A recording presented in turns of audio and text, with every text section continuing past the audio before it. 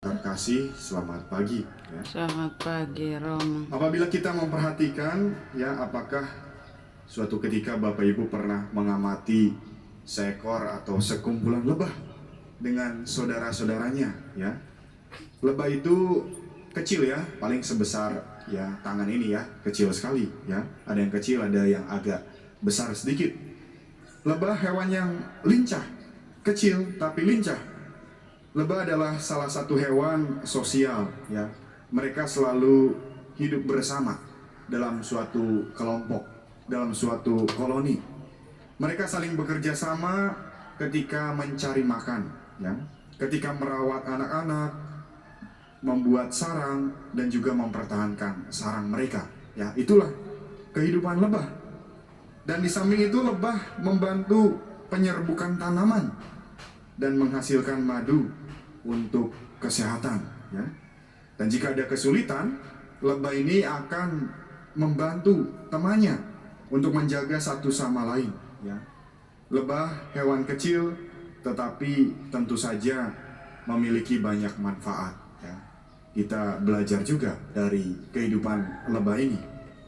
Bapak Ibu saudara yang terkasih, dalam Injil kita melihat bagaimana hati Yesus tergerak ya.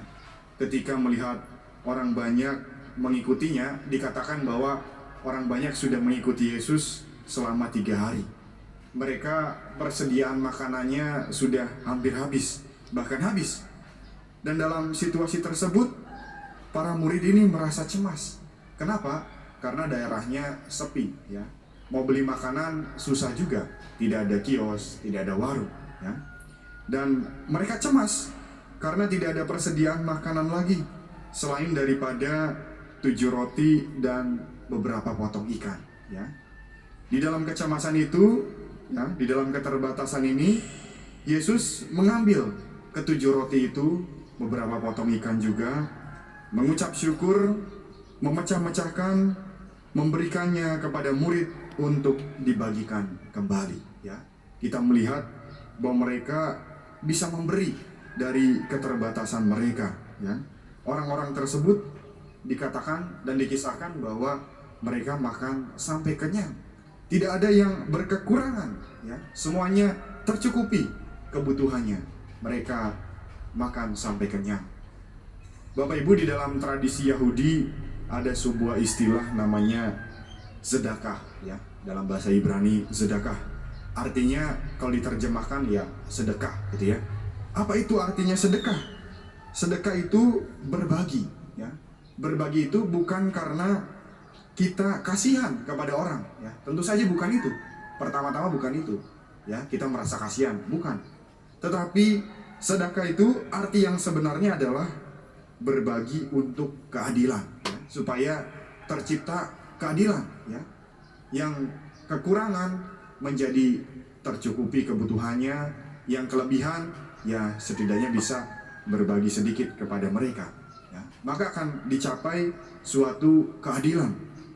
Dan apa yang dapat kita renungkan dari kisah Yesus memberi makan 4.000 orang ini ya. Kisah ini mengajar kita untuk berbagi ya. Sebetulnya sebelum kita terlahir ke dunia, kita diajarkan untuk berbagi ya. Siapa yang mengajarkan? Orang tua, yaitu khususnya ibu kita ya. Ketika kita di dalam kandungan, siapa yang memberi makanan kepada kita? Ya ibu kita ya. Nutrisi dari ibu kita dibagikan kepada anaknya di dalam kandungan. Dan ibu kita mengajarkan berbagi ya. Saudara-saudara yang terkasih, berbagi dari kelebihan itu baik ya, dan wajib bagi mereka yang berkelimpahan. Dan berbagi dari kekurangan itu juga baik, akan membawa suatu kelimpahan dan juga berkat yang lebih lagi. Pertama-tama, berbagi bukan besarnya apa yang kita berikan ya, tetapi yang lebih penting adalah besarnya kerelaan hati kita untuk berbagi. Itu yang lebih penting ya. Hati kita ikhlas enggak? Hati kita bisa enggak berbagi dengan rela ya. Kadang-kadang hidup kita tak pernah merasa puas ya, akan hasil yang kita dapatkan. Dan ketidakpuasan ini ya barangkali kadang-kadang membuat kita menjadi serakah ya. Kita lupa lupa diri, terus mengumpulkan, lupa untuk membagikan kepada orang lain. Dan ingatlah bahwa kita tidak hidup sendirian di dunia ini, ya. Tuhan tidak menginginkan keselamatan hanya sendirian, ya.